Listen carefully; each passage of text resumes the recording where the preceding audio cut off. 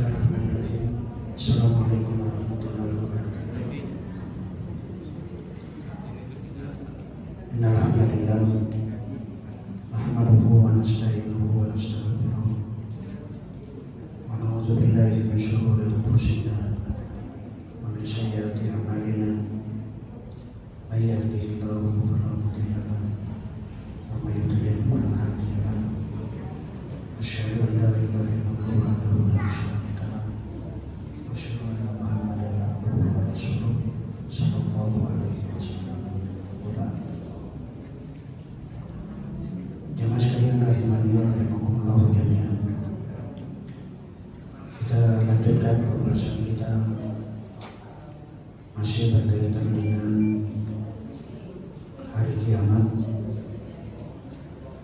Pada pertemuan malam ini adalah tanda-tanda kecil hari kiamat, tapi yang akan terjadi. Kemarin sudah kita sebutkan tanda-tanda kiamat kecil yang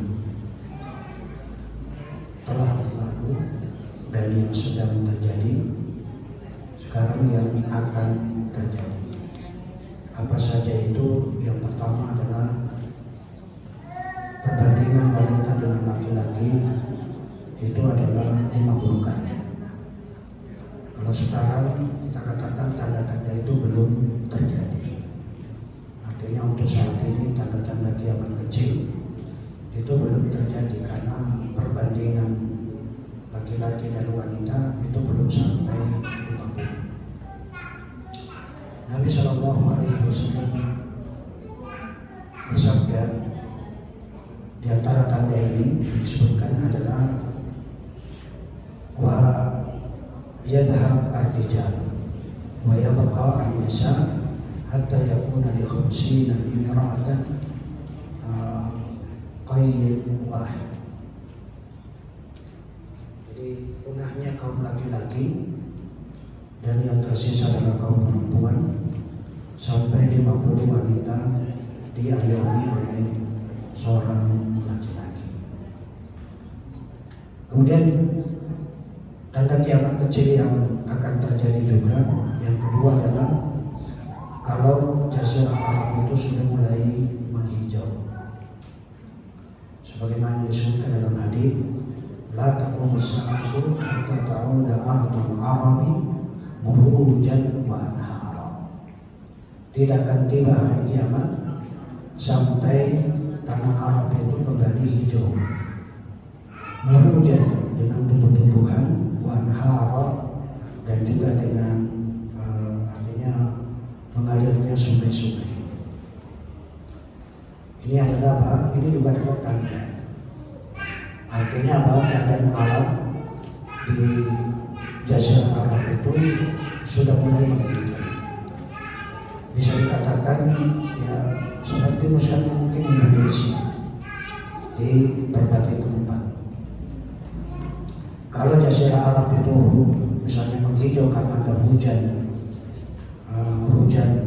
yang terus sehingga kemudian membuat menghijau, itu bukan tanda-tanda kecil hari kiamat.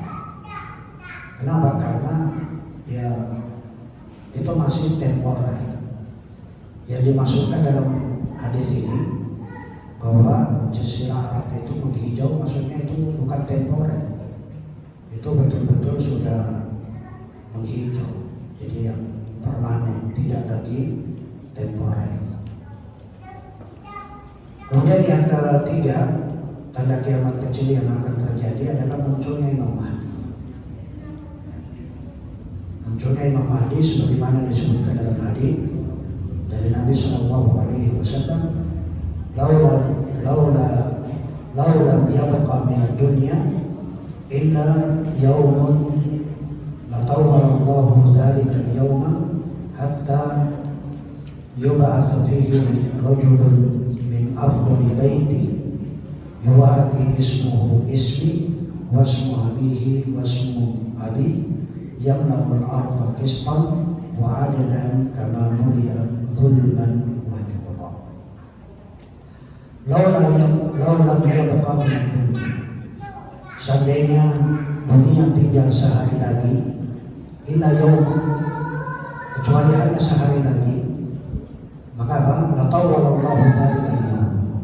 Allah akan panjangkan hari tersebut hatta yub'atsa fihi rajulun, sampai diutus padanya seorang laki-laki min afdhali baiti, dari ahli baitku, maksudnya dari keturunanku. Yuwaqi ismuhu ismi, namanya serupa dengan nama saya. Wasmu abihi, dan juga nama bapaknya serupa dengan nama bapakku. Artinya apa? Kalau Rasulullah itu adalah Muhammad bin Abdullah, maka apa? Imam Mahdi pun juga namanya adalah Muhammad bin Abdullah. Maka Imam Mahdi itu adalah apa? Yang laul arda qistan.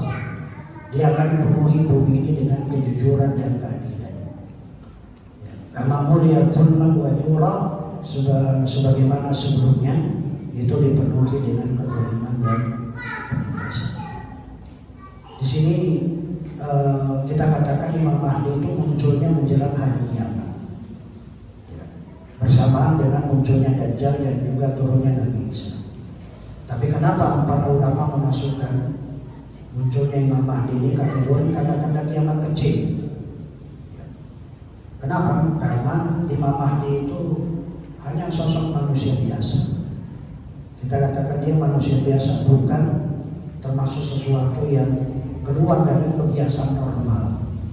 Ingat, tanda-tanda kiamat besar itu semuanya adalah tidak normal. Jadi harus diketahui tanda-tanda kiamat kubra besar itu semuanya tidak normal. Ya, seperti kita katakan adalah apa? Terbitnya matahari sebelah barat, munculnya Dajjal itu kan, turunnya Nabi Isa, itu semuanya adalah apa? Semuanya adalah tidak normal. Turunnya Yajuj dan Majuj. Kemudian apa? Longsor, tanah longsor di mana-mana. Ini adalah apa? Maka Imam Mahdi itu bukan termasuk sosok yang luar biasa. Kenapa? Beliau Imam Mahdi hanya seorang khalifah yang saleh. Berbeda dengan Dajjal yang memiliki karakter di luar kebiasaan manusia normal, atau Nabi Isa yang turun dari langit, atau keluarnya Yajuj dan Majuj. Semuanya merupakan kejadian yang spektakuler, keluar dari kondisi normal manusia, atau yang dikenal dalam bahasa Arab khawariqul adah. Jadi khawariqul adah itu artinya keluar dari kondisi normal manusia. Kemudian tanda kiamat kecil juga yang akan terjadi adalah kaum muslimin itu memerangi orang-orang Yahudi. Karena nanti di akhir zaman orang-orang muslim itu akan berperang melawan orang-orang Yahudi. Sebagaimana disebutkan dalam hadis dari Nabi SAW, la taqumus saah, tidak akan tegak hari kiamat hatta tuqatilul yahuda, sampai kalian memerangi orang-orang Yahudi. Hatta yaqulal hajar barra, sampai batu aja, batu yang berlindung di batu yang seorang Yahudi berlindung di balik batu, sampai batu itu berkata, apa kata batu itu? Ya Muslim, hai orang Muslim, hadza Yahudi wara, ini adalah seorang Yahudi ada di belakangku, wa faqtulhu, bunuhlah dia. Ini adalah apa? Ini menunjukkan bagaimana apa? Sampai batu-batu saja berkata kepada orang-orang Islam untuk menyatakan bahwa di belakang batu ini ada seorang Yahudi. Jadi hadis ini juga menunjukkan bahwa musuh utama nanti kaum muslimin pada hari kiamat itu adalah orang-orang Yahudi. Apalagi telah datang hadis-hadis yang sahih bahwa kaum Yahudi akan menjadi pengikut Dajjal. Karena dari mereka akan ada 70.000 orang-orang Yahudi yang akan mengikuti Dajjal. Itu nanti akan kita sebutkan penjelasannya. Kemudian tanda-tanda kiamat kecil yang akan terjadi juga adalah Ka'bah itu sudah mulai dicungkil dan dibongkar. Ka'bah sudah mulai dicungkil, kemudian mulai dibongkar oleh seorang laki-laki dari Habasyah, dari Ethiopia, dari Afrika.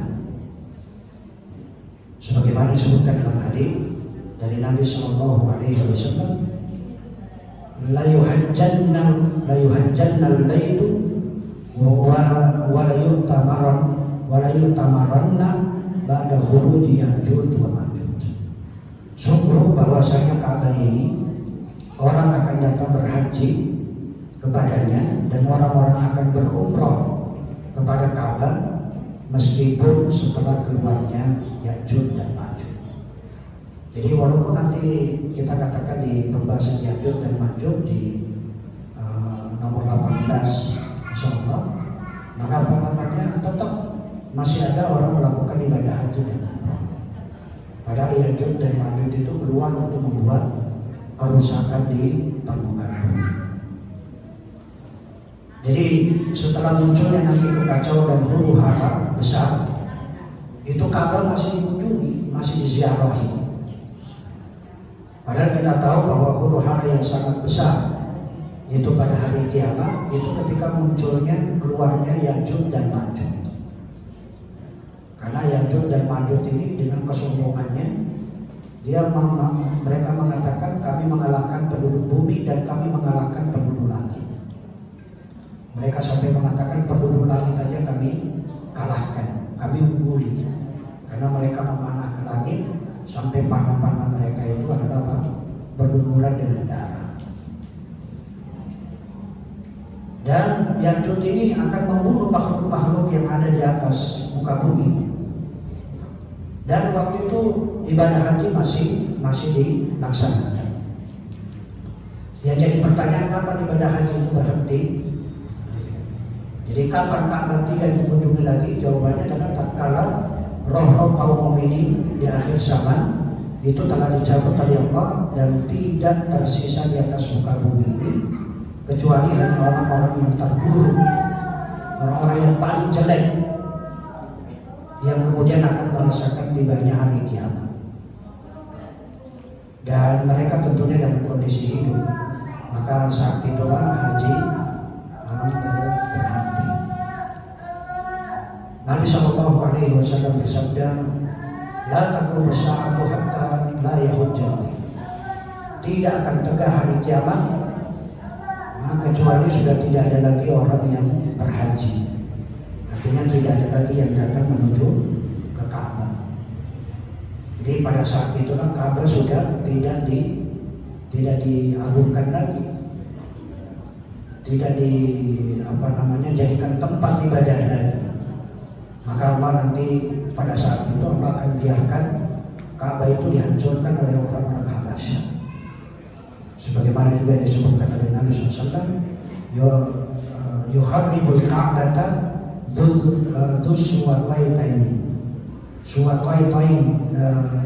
suwaiqatain minal Habasyah.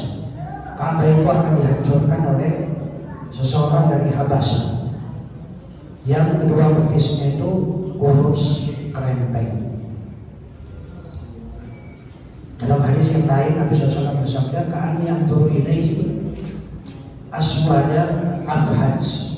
Seakan-akan saya melihatnya yang dia adalah aswad berkulit hitam, abhaj artinya kedua pahanya itu saling menjauh,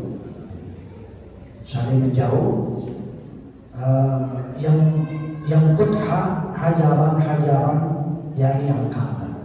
Dia mulai membongkar Ka'bah dengan mencongkel batu Ka'bah satu demi satu.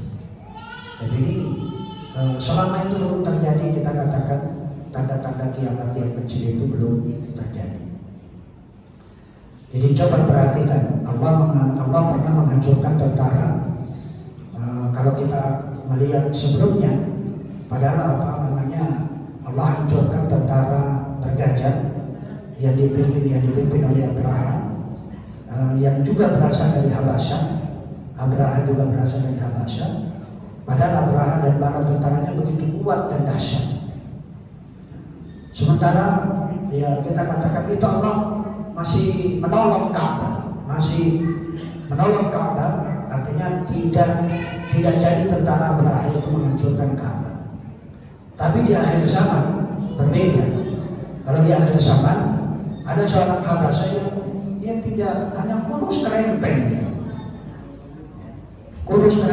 dia menghancurkan Ka'bah, tapi Allah tidak membela sama sekali. Allah sama sekali tidak membela Ka'bah. Kenapa? Karena tidak ada lagi seorang pun yang mengagungkan Ka'bah ketika itu. Kemudian tanda kiamat kecil juga yang akan terjadi adalah apa? Sampai tidak ada lagi orang mengucapkan nama Allah. Tidak ada lagi orang mengucapkan Allah, nggak ada. Sebagaimana disebutkan dalam hadis, Nabi Shallallahu Alaihi Wasallam bersabda, "La taqumu sa'atu, tidak akan tegak hari kiamat, hatta la yuqalu fil ardi Allah."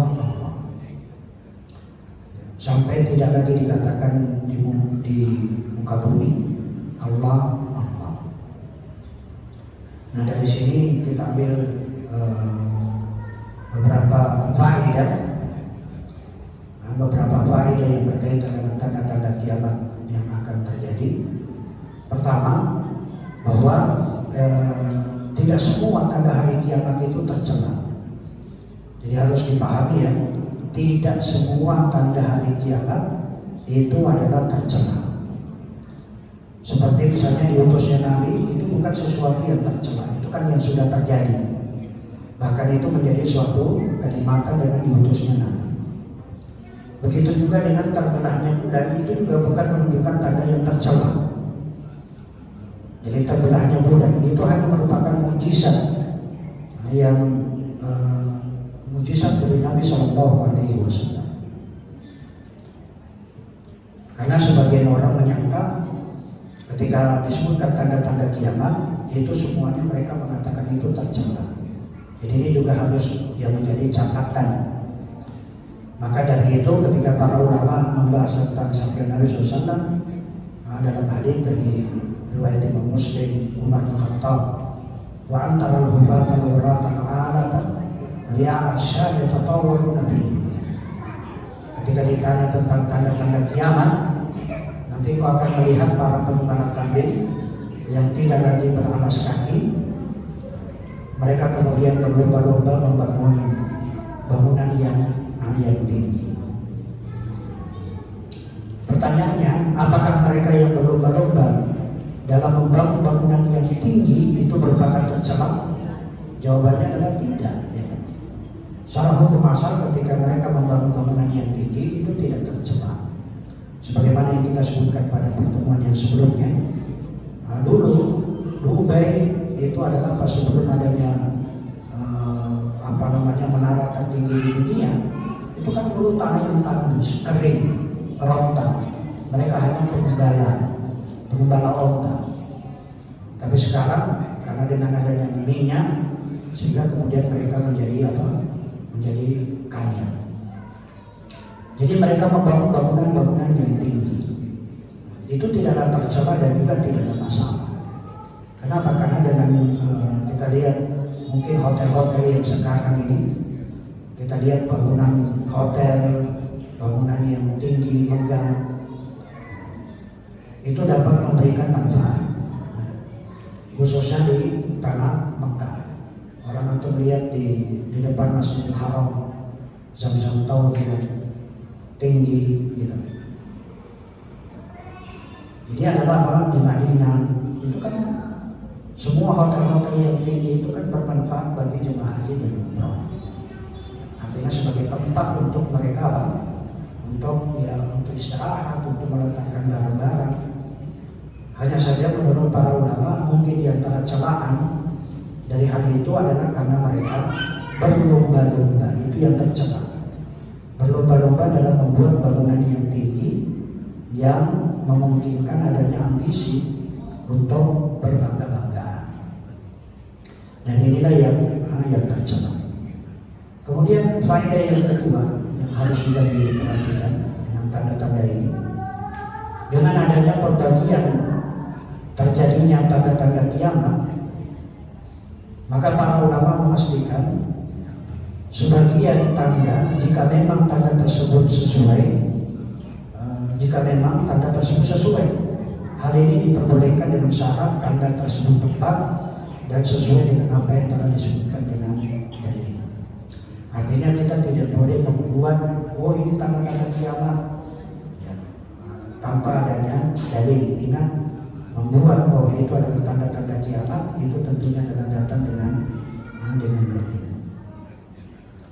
Seperti misalnya Asma binti Abi Bakar ketika didatangi oleh Hajjaj ibn Yusuf Al-Thaqafi, Asma berkata kepadanya, "Ama inna Rasulullah sallallahu alaihi wasallam haddatsana anna fi Saqif kadzaban wa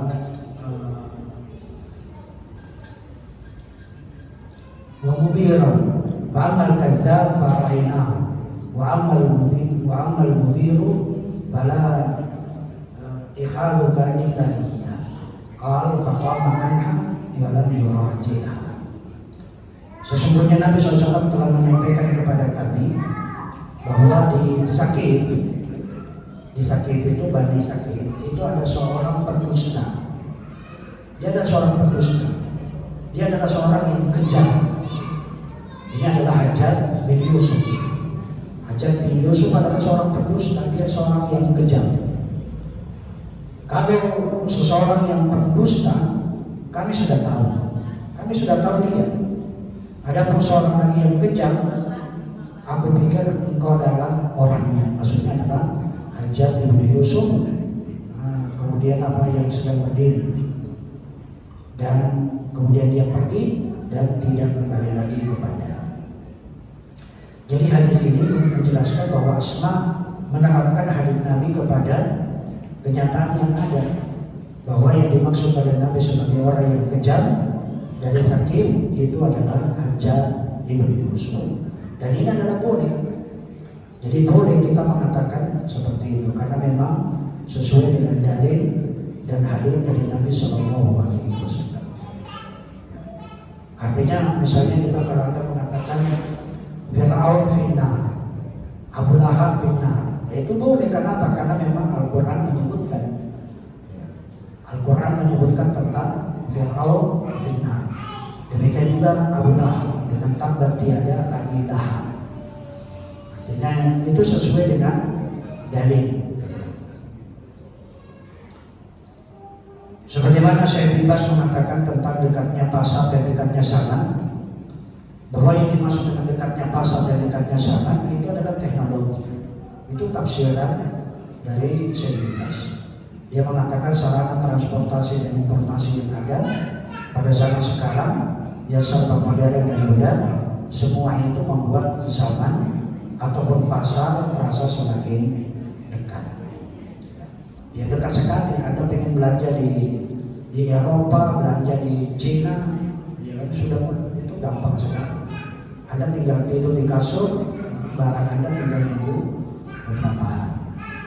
Kalau dulu tidak, sampai berbulan-bulan kalau Anda ingin telepon aja susah. Yang mana pada zaman dahulu tidak secepat dan sedekat itu.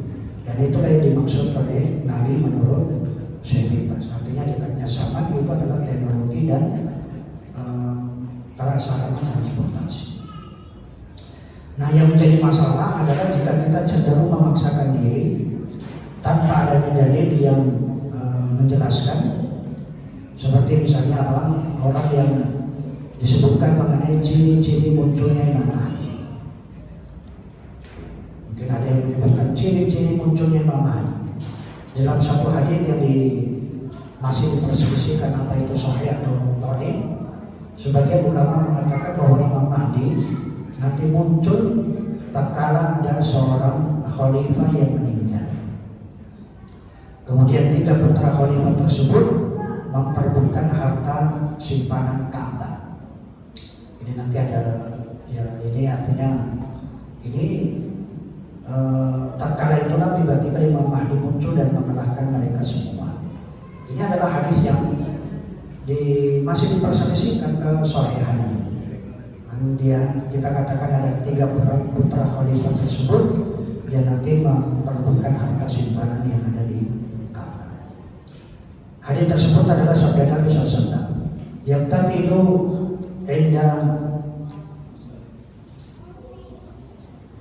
kan sikut salah. Ada 3 orang yang akan saling membunuh di dekat harta simpanan kalian. Kulluhum ibnu Khalifah. Semuanya mereka itu adalah putra dari Khalifah. Tsumma la yasiru ila wahidin minhum. Kemudian simpanan itu tidak akan dikuasai oleh salah satu dari mereka. Tsumma tatlu'u ar-rayatus as-sul min qibalil masyriq. Kemudian hingga muncul bendera-bendera hitam dari arah timur. Wa yaqtulunakum qatlan lam yaqtuluhu qauman. Lalu mereka akan memerangi kalian dengan peperangan yang tidak pernah dilakukan oleh satu kaum. Kemudian kalau syai'an la ahbatu. Kemudian jika kalian melihatnya, maka baiatlah kepadamu. Kata Nabi SAW, kalau kalian melihat, maka baiatlah. Baiklah kepadamu, walau habwa ala salj. Walaupun kalian harus merangkak di atas salju. Wa innahu khalifatullahi al-mahdi. Karena sesungguhnya dia adalah khalifah. Siapa? Dia adalah al-mahdi. Jadi Imam Al-Mahdi ini adalah apa? Namanya sama dengan nama Rasulullah SAW. Dari sinilah akan muncul dalil-dalil yang saling menghubungkan antara kejadian-kejadian yang terjadi di zaman sekarang dengan hadis tersebut. Sebagian dari dalil tersebut ada yang mengatakan ini dalil. Ada sebagian dalil tersebut ada yang mengatakan bahwa raja yang meninggal yang dimaksudkan di raja di Saudi itu Raja Abdullah. Saat beliau meninggal, anak-anaknya bertengkar, anak-anaknya dari Raja Abdullah ini kemudian bertengkar, maka nanti muncullah Imam Mahdi. Jika Imam Mahdi muncul, berarti sebentar lagi Dajjal akan muncul. Namun ternyata ketika Raja Abdullah meninggal dunia, itu tidak ada satupun keributan atau pertengkaran di antara anak-anak mereka yang memperebutkan emas di Ka'bah. Jadi ramalan mereka itu ternyata adalah keliru besar atau salah besar. Jadi mereka istilahnya mencocok, atau dalam bahasa sekarang itu mencocok logis. Jadi kejadian-kejadian itu dicocok logis.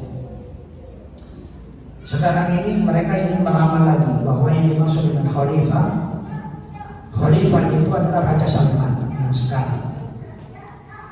Suatu saat nanti ketika Raja Salman meninggal, 3 anak-anaknya akan bertengkar.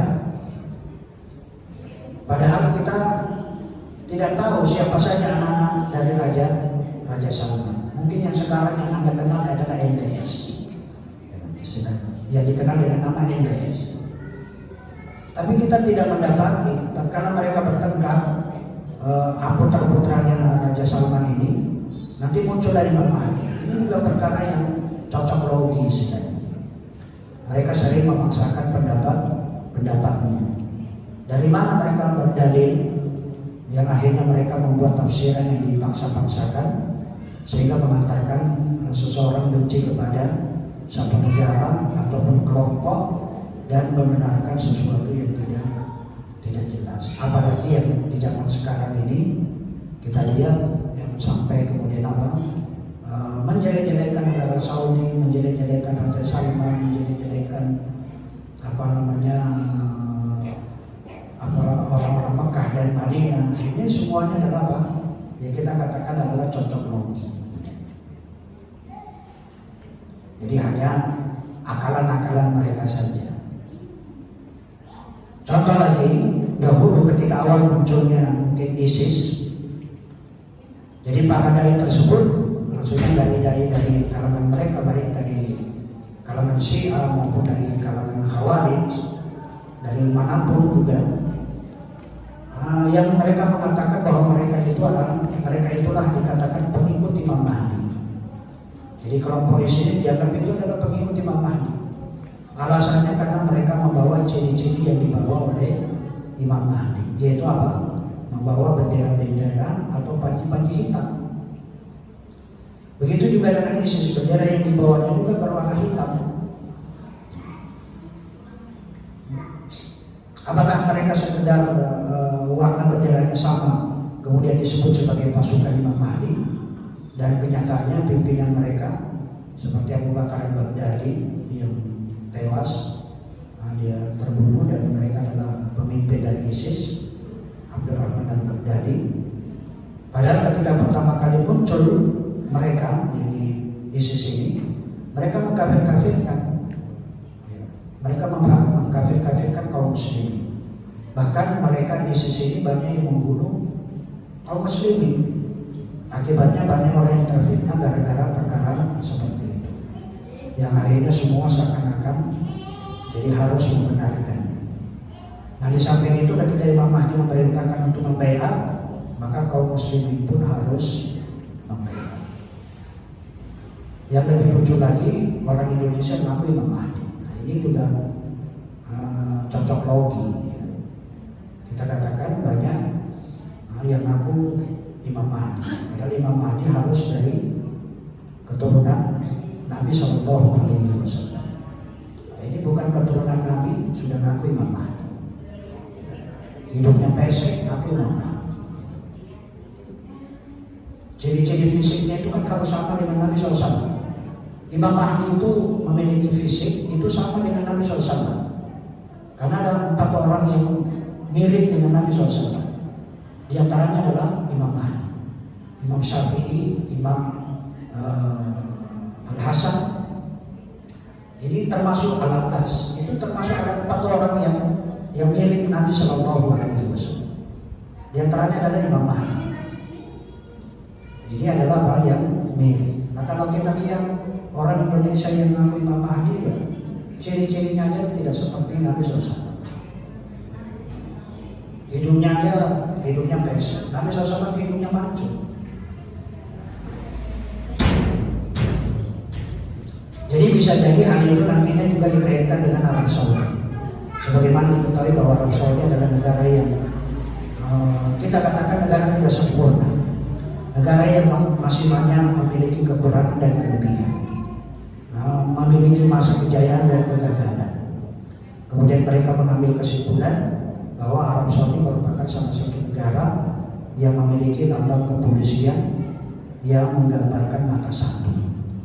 Jadi mereka menggambarkan negara Saudi itu adalah negara Dajjal.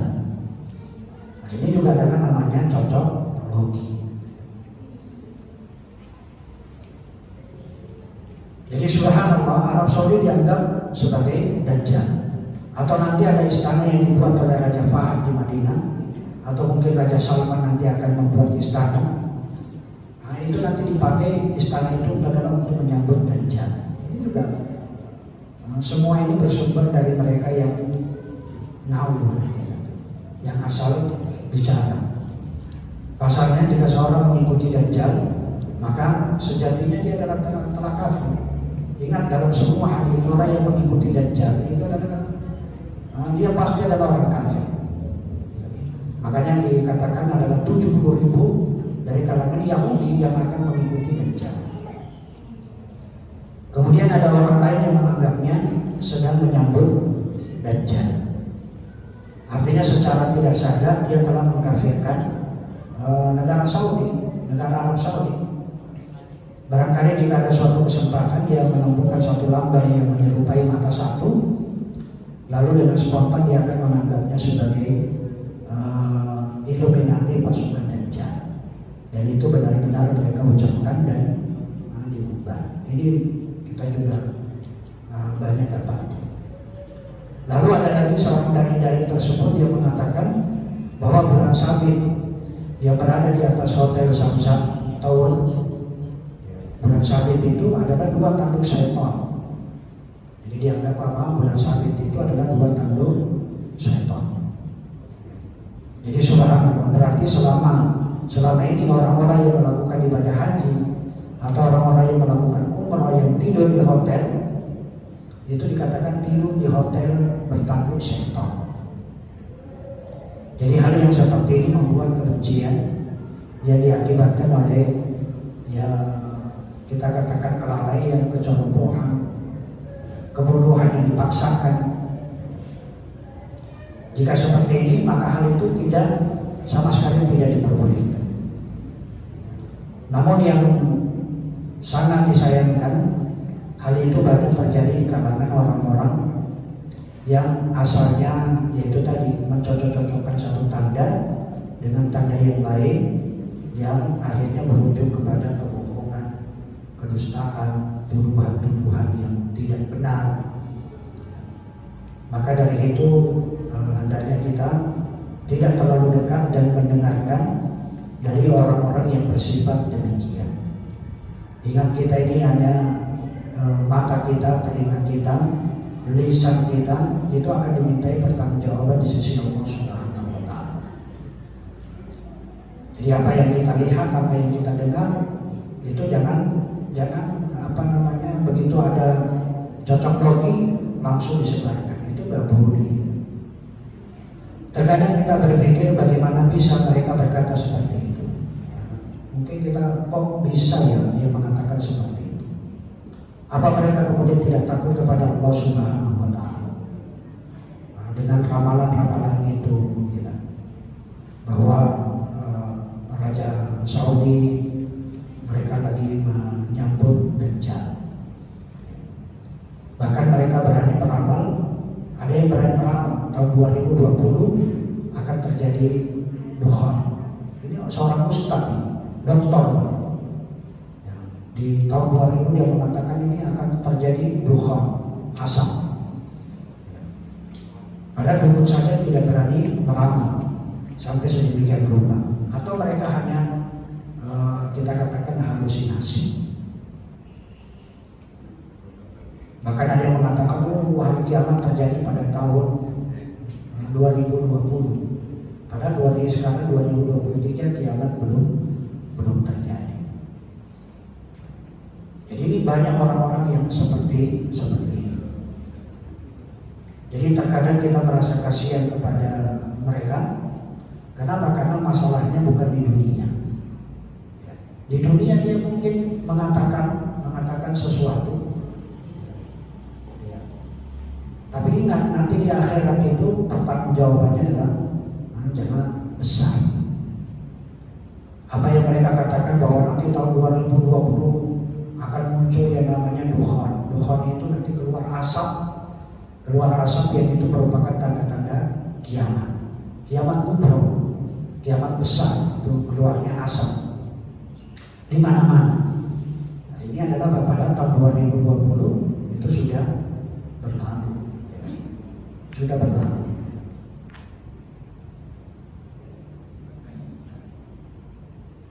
Dan ini kita katakan ya, orang-orang yang seperti ini yang mencocok logi, nah, itu adalah apa? Ya hendaknya kita jangan terpengaruh dengan orang-orang yang seperti itu. Hendaknya kita berusaha hanya mengikuti dalil. Kalau sesuai dengan dalil, ya sudah, nggak apa-apa. Ya kan? Anda mencocokkan dengan dalil tidak ada masalah. Tapi kalau tidak sesuai dengan dalil, ya jangan berusaha untuk menyebarkan. Lebih baik, makanya para ulama kalau berbicara itu perak, maka diam itu adalah emas. Adalah lebih baik kita diam. Kalau kita berbicara tanpa didasari dengan ilmu, itu lebih baik kita diam. Kalau tidak ada ilmunya, diam. Kalau Anda punya ilmu, itu adalah apa? Anda akan berbicara sesuai dengan ilmunya. Apalagi sampai kemudian apa? Mohon maaf ya, sampai kemudian ada kaum muslimin yang mengkafirkan kaum muslimin yang lain. Orang yang menjalankan syariat Islam dengan benar itu dianggap adalah apa? Dianggap sudah menyimpang dari ajaran Islam. Coba kita lihat, ada orang yang celananya cingkrang aja sudah dianggap memang sudah dihujat, hujat di mana-mana. Orang yang memiliki jenggot itu sudah dihujat di mana-mana. Ini semuanya adalah apa? Sesuai dengan akal-akal mereka. Ini namanya cocok logi. Ada orang yang melakukan cadar dianggap hinaan di mana-mana. Jadi ketika ada orang yang menjalankan syariat Islam, maka hendaknya kita apa? Hendaknya kalau memang kita tidak punya ilmunya, maka apa? Lebih baik kita diam. Jangan kemudian kita sampai kemudian merendahkan. Ingat nanti berkaitan dengan keterima, merendahkan harkat martabat seorang muslim, itu nanti adalah besar pertanggungjawabannya di sisi Allah Subhanahu wa Ta'ala. Saya kira itu Allah Ta'ala. Tapi ini catatan-catatan yang berkaitan dengan dua catatan yang berkaitan dengan tanda-tanda kiamat. Bahwa tidak semua tanda-tanda kiamat yang kecil itu semuanya adalah tercela. Nah, tidak. Allah